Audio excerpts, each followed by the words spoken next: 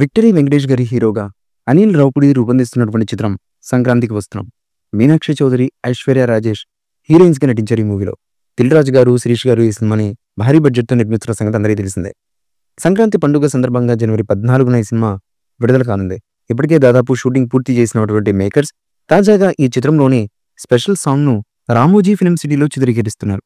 Sankranti festival vibe ని highlight చేసేలా భీమ్ సిసోరిలియో ఈ పాటను కంపోజ్ చేశారు. ఈ సందర్భంగా వెంకటేష్, ఐశ్వర్య రాజేష్, మీనాక్షి చౌదరి కలిసి డాన్స్ చేస్తుండగా రిలీజ్ చేసినటువంటి పోస్టర్ చాలా కలర్ఫుల్ గా ఉంది.